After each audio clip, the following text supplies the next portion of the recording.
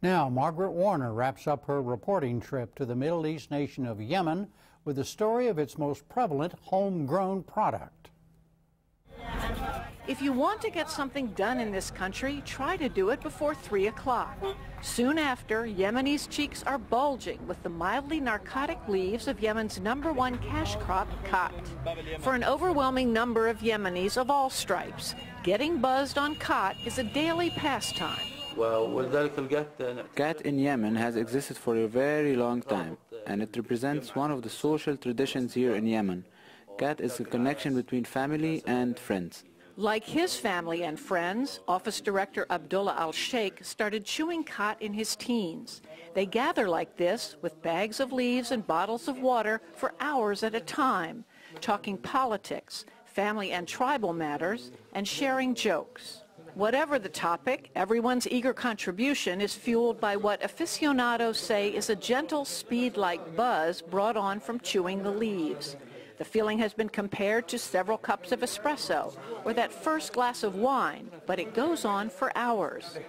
Without khat, you get bored after maybe half an hour and maybe want to leave. But with khat, you take much longer, 4 hours or more, because khat gives you the feeling you want to talk about your plans, your future. Yemeni legend has it that khat's properties were discovered by a goat herder who tried it himself after noticing his goats were more energetic while they were grazing on the leafy plant. But it's a thirsty plant to grow, and given the drought gripping this part of the world, that means Yemeni's taste for khat comes at a high environmental cost. In the rural village of Hada, rows of cactus have taken root where fruit trees once flourished. This used to be a forest of trees. It was just like paradise. You could hardly see the other side of the valley. Family farmer Ahmed Al-Kadim says Hada used to be watered by 12 natural springs and 20 wells. But after 2 decades of drought and heavy consumption, they've run dry.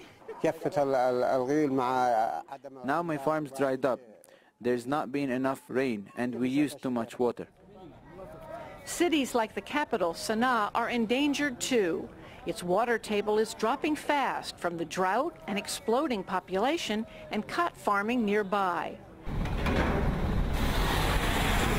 Many city residents, the ones who can afford the skyrocketing prices, now rely heavily on water trucked in from rural areas. And the World Bank predicts that within 15 years, Sana'a could be the first capital city in the world to run out of drinking water entirely. But that hasn't stopped local khat farmers who either don't know or don't care for modern irrigation methods from flooding their khat fields as their families have done for generations. Depending on the season, I water my fields sometimes 6, sometimes 12 hours a day. The view over the village of Wadi Dar shows acres of trees below, bearing not fruit or vegetables as they used to, but khat as far as the eye can see. Farmer Kamal Moath explains why. Growing khat, we are able to make a lot of money, and the government does not promote growing fruit or much else. With khat now representing over 1/3 of Yemen's agricultural output, farmers are drilling ever deeper to quench their plants. And the government helps them do it by selling diesel fuel at a below-market rate. Deputy Finance Minister Jalal Yaqub is worried about the trend. We're subsidizing the depletion of water, and we're subsidizing the people who chew khat, and it is just not, it's not right.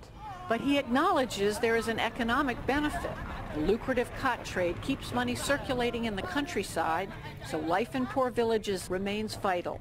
Khat gives opportunity for people in countrysides to have access to money without the government providing anything. Ralfa Hassan al-Sharki, who runs an NGO in Sana'a, expresses a view shared by many, that the government doesn't try to restrict water use or khat consumption for another reason. People in the politics found it easy to control people who are showing khat all the afternoon and busy in doing other things instead of asking for services or doing anything. And they cannot revolt, they cannot demonstrate, they don't do anything. The cost to productivity is an issue. The laborers use khat to keep them going. Other chewers seem to spend their afternoons in a drugged-out haze.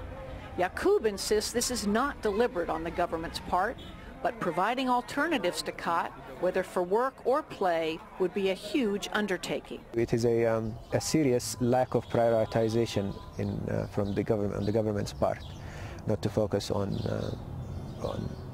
fighting the use of khat. But you cannot just fight khat for the sake of fighting khat. You have to give other, parts of the package.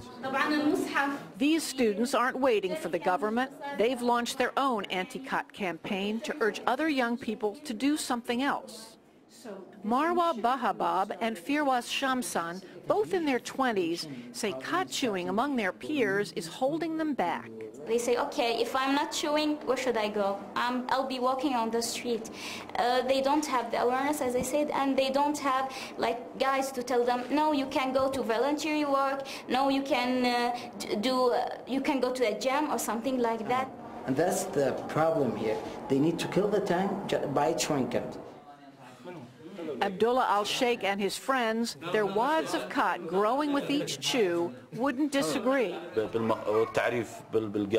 People have to understand the damages of khat. The khat damages health, the khat wastes your time and money. I think the government has to implement some programs to stop khat chewing. But this evening, khat is playing an irreplaceable role in this celebration of an upcoming wedding.